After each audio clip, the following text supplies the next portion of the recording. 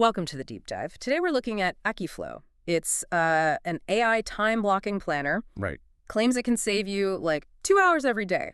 Big claim. It pulls your tasks, your calendars all together. And it's got that Y Combinator backing. Exactly. So our mission really is to figure out, does this thing actually justify the, well, pretty steep price, or is it just another subscription you'll forget about? Yeah. And that price is key here. We're looking at, what, $228 if you pay for the whole year? Yep, that's the number. Okay, so for that kind of money, it needs to be basically perfect. The real question is, how do those fancy AI features stack up against, real-world use? Does it actually deliver? Right.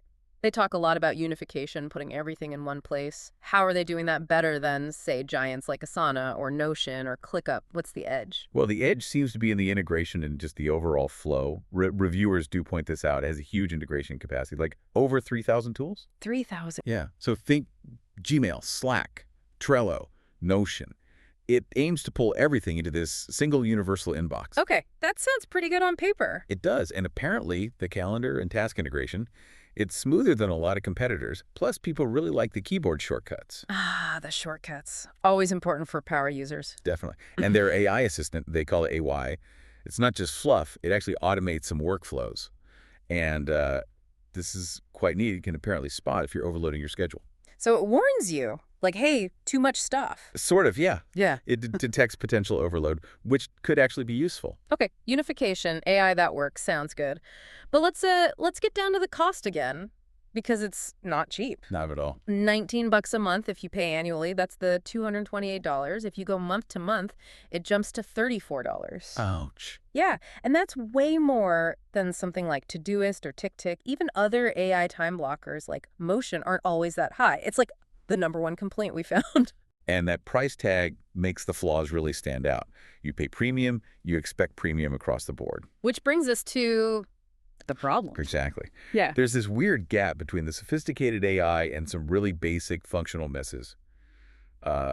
First big one, the mobile experience. Oh, what's wrong there? Well, based on reviews from like April 2025, people consistently complain about the apps, both Android and iOS. No kind of complaints? Performance glitches, really slow syncing between devices, and just frustrating crashes. At $228 a year, that's just not acceptable. No kidding. Mobile has to work, especially for busy professionals on the go. Absolutely. Yeah. And then there's another basic thing missing, which is kind of baffling. What's that? No subtask support. Wait, really? No subtasks? Nope. Which is crazy because this app is supposedly for high-performing professionals. They need to break down big projects, right? Subtasks are fundamental for project management. That's odd. It's very odd. And then we need to talk about something maybe even more serious. It goes beyond just features. Okay. What is it? Looking at user comments on Reddit and also some consumer finance sites like Talkster, well, people are actually calling Akiflow scammers. Whoa, okay. Scammers. Why? It seems to stem from a few things. Yeah. Reports of unauthorized charges popping up, people having real trouble finding the cancellation button, like it's hidden on purpose. Oh, that old trick. Yeah. And then refusing to give refunds, even when users clearly struggled to cancel before the deadline. That's a major red flag. That definitely shifts the conversation. It's not just about whether the app works well, it's about trust. Precisely. So, pulling this all together, what does it mean for you, the listener, trying to sort out your workflow? Yeah, what's the bottom line? Look, Akiflow seems to be a legitimate piece of tech. It's well-designed in many ways, but its real value, it's narrow, very narrow. So who is it for? It's probably best only for that very specific type of busy professional, someone juggling tons of different apps every single day, who absolutely needs to get all their complex calendars unified, and crucially, who can easily justify that high cost. And for everyone else, solo users, people with simpler needs. There are definitely alternatives. You mentioned Motion for AI time blocking.